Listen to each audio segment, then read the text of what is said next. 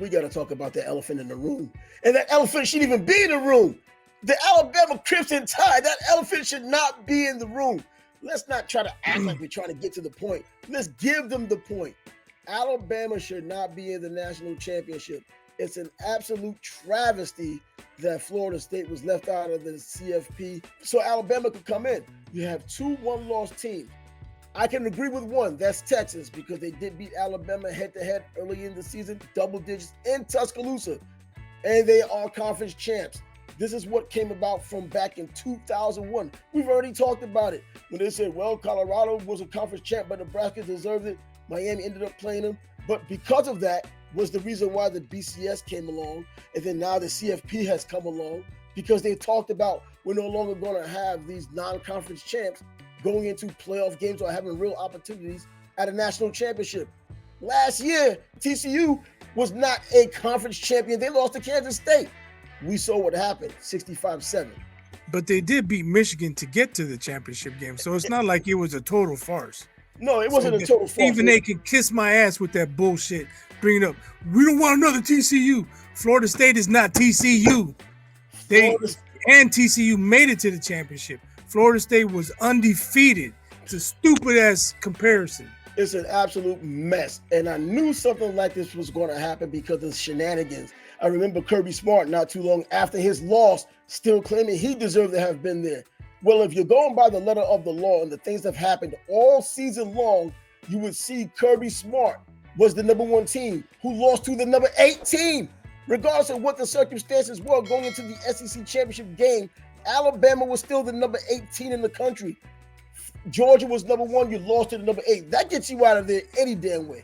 There's a lot of things wrong with what happened. I'm not going to advocate for Ohio State, but at least Ohio State could say their only loss was to the number 1 team in the nation. You're saying Georgia lost to number 8. Alabama lost to number 3. Okay. Ohio State lost to number 1. But Ohio State was on the road. Yep. Ohio State was on the road, but the one thing Alabama was at home at full strength, because that's another thing people are saying. Well, they don't have their quarterback. We don't want another TCU. We don't want this. We don't want that. At full strength, Alabama needed a stupid-ass Auburn breakdown to win that game, or they have 2 losses. 2 losses going into the full strength game. They already were going into the SEC championship game. They were a miracle play away against Auburn, a team like Auburn, who's pretty middle of the pack in the SEC this year, which in my opinion, and I've been saying it all year long, is not the SEC of the past, the SEC of last season, or even the previous seasons when they were the dominant conference. I could repeatedly said the top 3 teams in the SEC early in the year, it was Alabama, Georgia, LSU. Later on in the year, when you saw the strength of these teams, it was Alabama, it was Georgia, and it was Missouri. Those are the 3 best teams in the SEC. I didn't think they could beat the 3 best teams in the Big Ten, which were Michigan, Ohio State, and Penn State. I don't believe that now.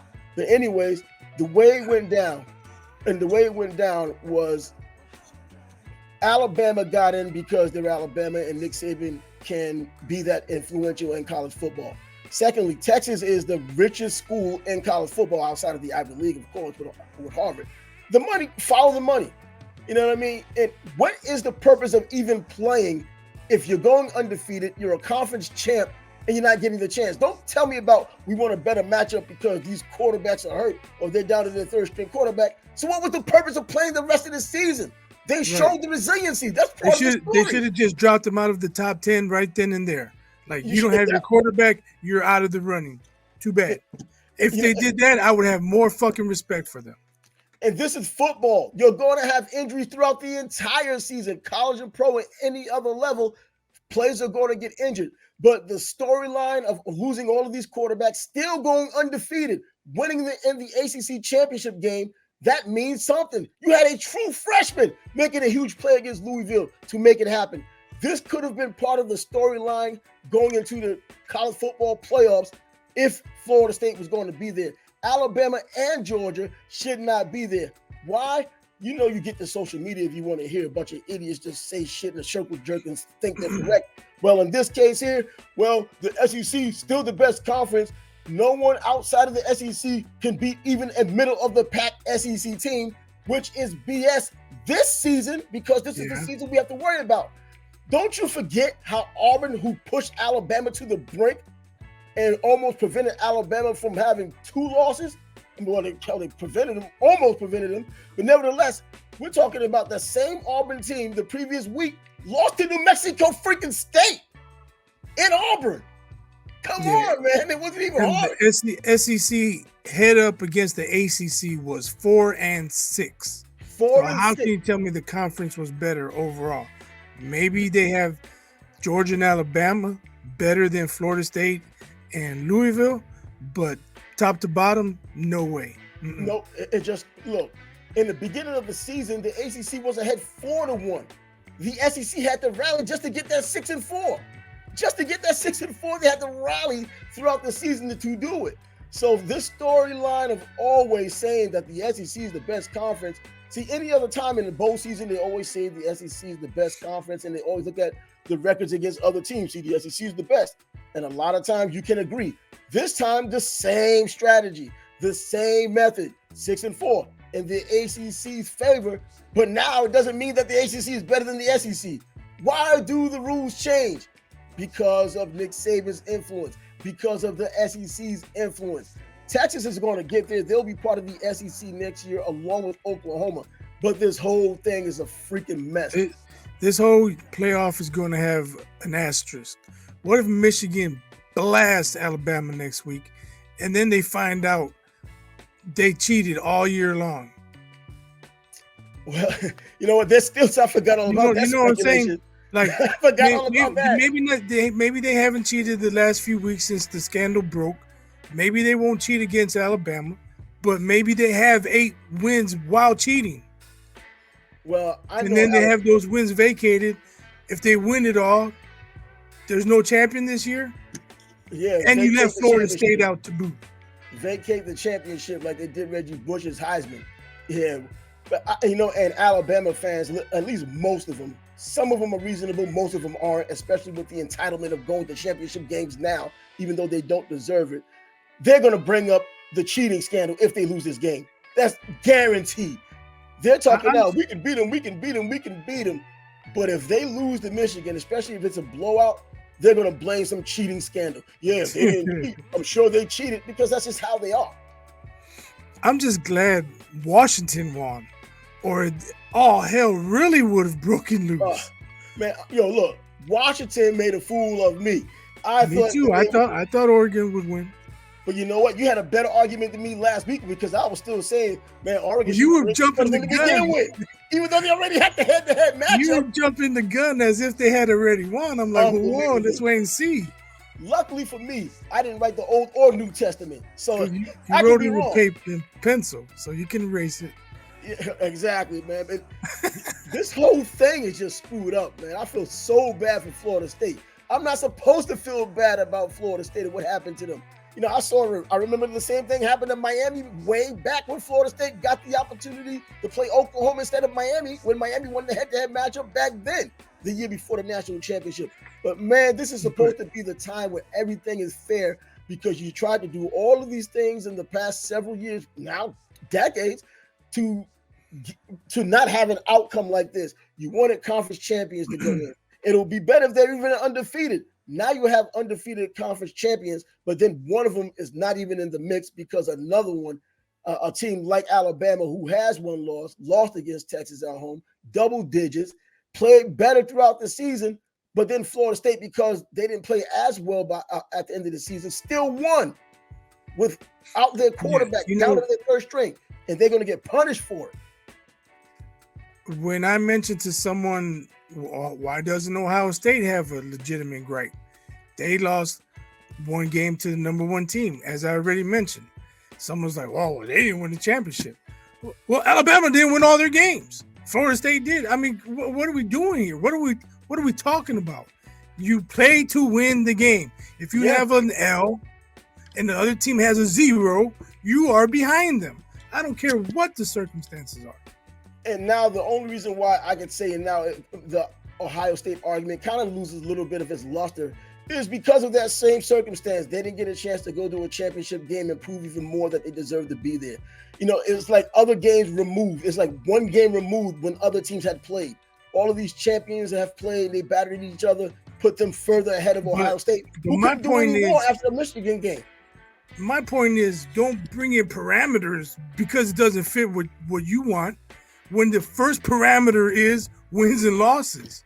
Once you throw that out the window, then you throw everything out the damn window. Yeah, it's a damn shame, man, how all of this just turned out. And we know that the favoritisms, and then they try to justify themselves by saying why they had done it.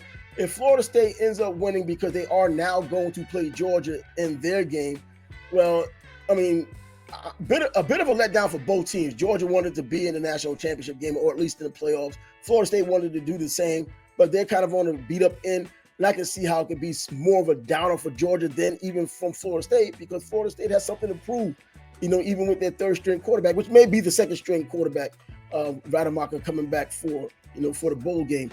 But it's just a damn shame that we even got to this point. And you look at all of these great games that were played. I still think Michigan is the number one team in the country. I still had them as the number one team in the country from the very beginning of the season. Georgia failed because Carson Beck didn't really play the way he needed to play consistently enough for them to pull it off against Alabama. Alabama was pretty dominant in the early going. They kind of got it back together in Georgia in the second half, but obviously not enough. Alabama continues to kind of do the things they needed to do towards the end and won the game. Does this work against Michigan? We're obviously going to find that out. We're going to find out if that D-line can hold up against Michigan's run game. Yeah, because Michigan's run game and Michigan's offensive line altogether, I mean, that's one of the bigger reasons, other than the returning quarterback.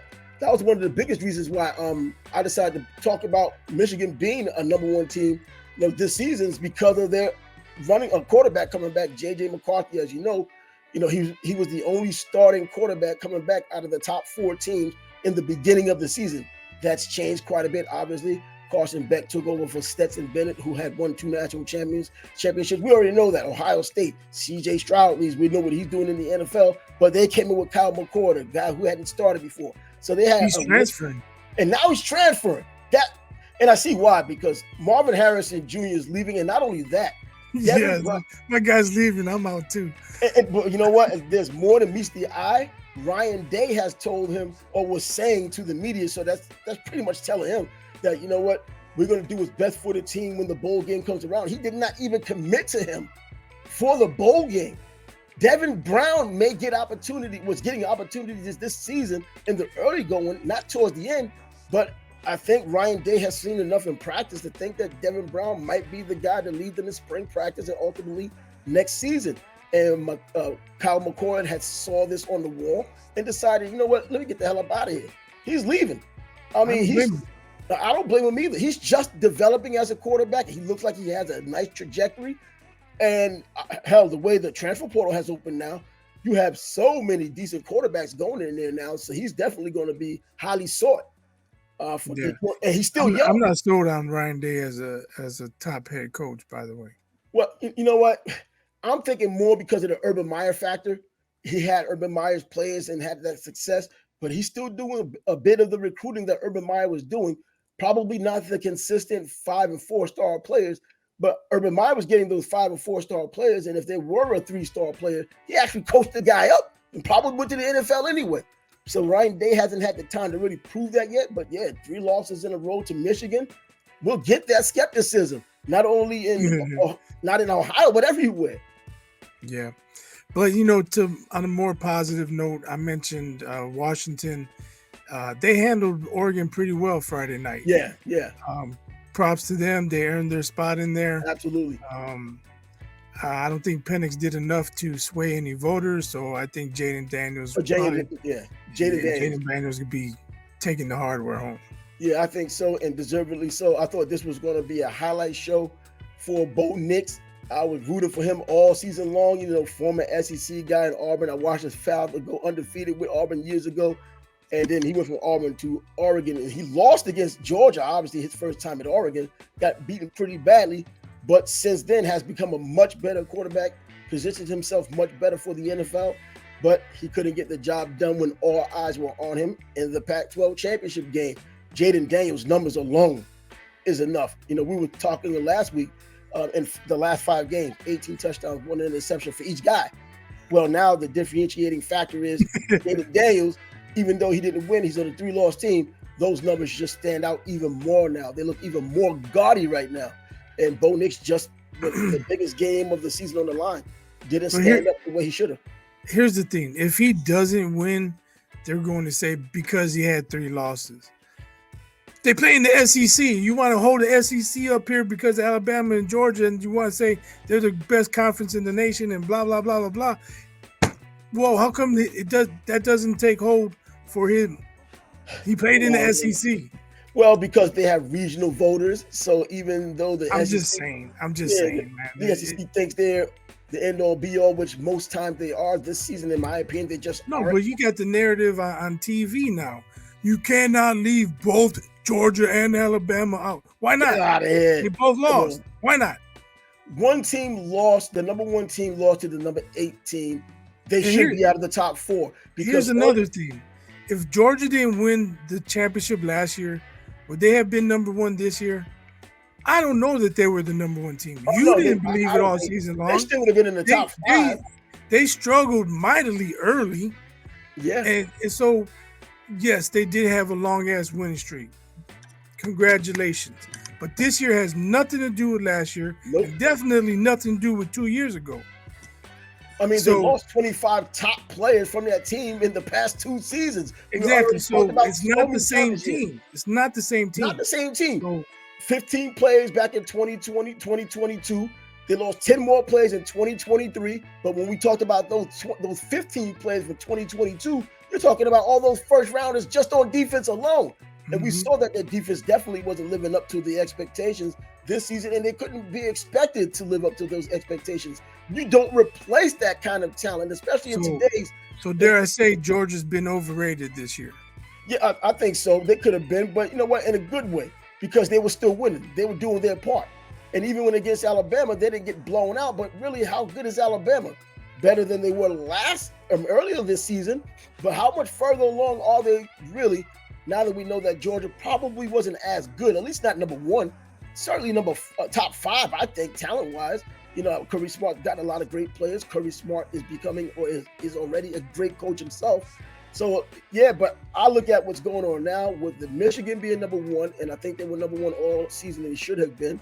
Washington, which I didn't give a lot of respect to at all, but now they're there. Because earlier this season, what were there 9 Pac-12 teams were in the top 25 at one point? That deserves some credence. They started out strong.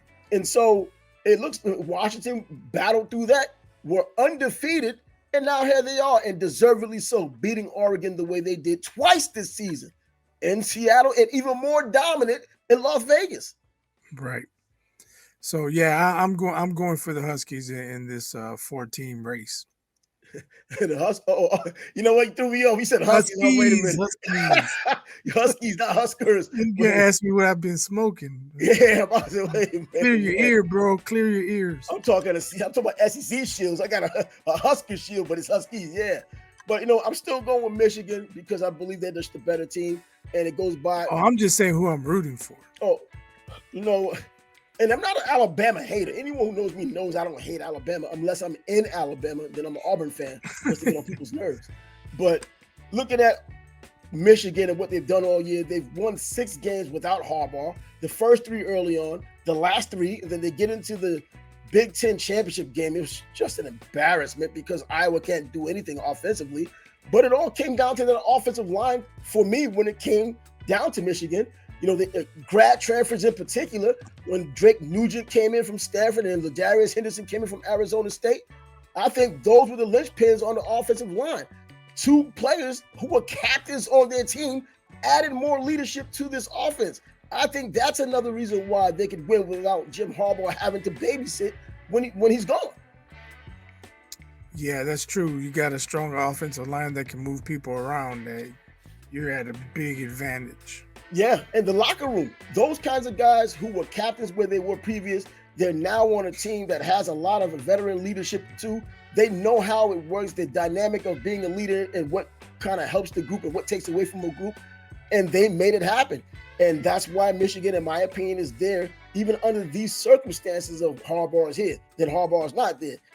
These guys are leaders themselves. They know how to lead themselves, at least temporarily, until the ship was righted. And then they picked up where they left off, beating up on Iowa. Yeah, that was an impressive performance. I mean, they did what they're supposed to do. Exactly. We all knew Iowa was offensively challenged, and if they would have scored 17 or 20 points, that would have been a big disappointment. They didn't come close. Not even close. And by the way, take the under, and you still win. Come on now. That's been the story with Iowa all year long. But man, if only they had, Kirk Ferentz fired his own son as offensive coordinator. That's how bad this is. I mean, it's going to hopefully get better eventually, but that's not the story that's on the line. This Michigan team being number 1 overall, and Alabama still getting in. It still just blows my mind how Alabama's in there. Because look, earlier this season, Ohio State was number 3. Penn State was number 7. Penn State gets beat by Ohio State, so they were a road team. They lost, I believe, by 8 points, maybe less, but they lost single digits, and they fell to number 10. Never were able to really get back to where they were in contention or had opportunities. And then they got beat again by Michigan, another top team. So the only 2 losses they have are Ohio State and Michigan, 2 of the best teams in the Big Ten, along now the 3rd team being Penn State. Alabama loses to Texas. They really can't get their sea legs until they play a Georgia team that probably shouldn't have been number 1 to begin with. And at some point in the season, just a few weeks ago, they weren't number 1 until they regained number 1. But Alabama beats them and jumps Texas. I mean, they jumped. They didn't jump Texas. Everybody had to move in order to be convenient. Everybody. Right. So Alabama goes from 8 to 4 out of convenience. And because Texas is in front of them, that's the way you have them at number 3. So they're covering their own butts putting this together.